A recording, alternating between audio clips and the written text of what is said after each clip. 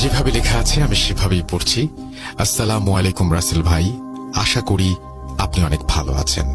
রাসেল ভাই, আমার বাড়ি অনেক দূরে হবার কারণে স্টুডিও এসে ঘটনা সম্ভব না শেয়ার করা, তাই ঘটনাটি প্রচারযোগ্য যদি হয় তাহলে আপনি পড়ে শোনাবেন।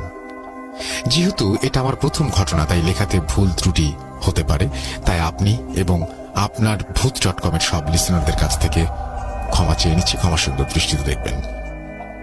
ইনশাল্লাহ আগামীতে আমি আরো অনেক ঘটনা শেয়ার করব, কারণ আমাদের ফেঞ্চুগঞ্জের হাজারো ঘটনা এখন পর্যন্ত শেয়ার করিনি, কোন রেডিও শোতেও না, বা কেউ শেয়ার করেনি বললেই চলে।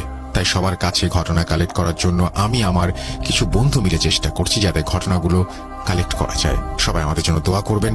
এবার আমার পরিচয়টা দেই। রাসেল ভাই, আমার নাম আবু বকর সিদ্দিক, বাড়ি সিলেট ফেঞ্চুগঞ্জ কোন এক গ্রামে। বিশেষ কারণবশত গ্রামের নামটা বলতে চাচ্ছি না।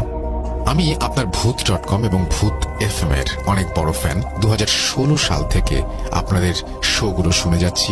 নিজের সাথে কখনো কোনো ভৌতিক ঘটনা না ঘটার কারণে কোনো ঘটনা শেয়ার করা হয়নি। বলতে পারেন এটাই আমার প্রথম শেয়ার করা বাস্তব এবং ভয়ানক ঘটনা, যা আমি এখনো ভাবতে গেলে বুকের ভেতরটা কেঁপে ওঠে।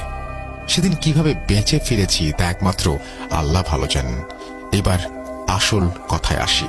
ঘটনাটি ঘটে 50 বছরের পুরনো স্কুলটা বন্ধ করে অন্য আরেকটা জায়গাতে নতুন স্কুল বানানো হয়। সেখানে বিশেষ কারণবশত স্কুলের নামটা বলতে পারছি না।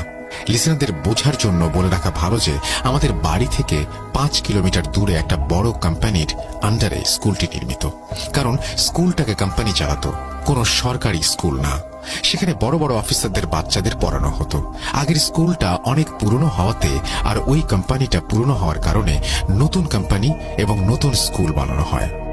সমস্যা হয় নতুন স্কুলটাকে নিয়ে। আমার মনে হয় নতুন ফ্যাক্টরি বানানো হয় এবং সেই সাথে স্কুল বানানো হয়, সেটা আপনি বোঝাতে চেয়েছেন। যাই হোক, আবার পড়ছে আপনি যেভাবে লিখেছেন। পুরনো স্কুলটার জায়গাতে যেখানে ছিল সেখানেই আছে, আর নতুন স্কুলটাকে সরিয়ে একটা বড় মাঠের পাশে বানানো হয়। স্কুলটা ছিল ত্রিভুজ চতুর্ভুজের মতো। পুরো স্কুলের চারপাশ একদম রুম দিয়ে ঘেরা। স্কুলে ঢুকতে হলে 2টা গেট দিয়ে ঢুকতে হয়। সহজ ভাষায় বলতে গেলে 4টা ইট চারপাশে রাখলে যেমন হবে, চারপাশের দেয়াল, মাঝখানে ফাঁকা জায়গাটাও সেরকম, ঠিক স্কুলটা ওই রকম। বলে রাখা ভালো, আমি এই কোম্পানিতে সিকিউরিটি পদে চাকরি করতাম। আমার ডিউটির টাইম ছিল রাত 9টা থেকে সকাল 6টা পর্যন্ত। প্রতিদিন সাইকেল চালিয়ে কাজে যেতাম। সময় লাগতো 40 মিনিট।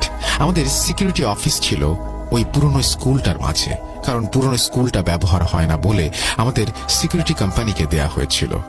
প্রতিদিন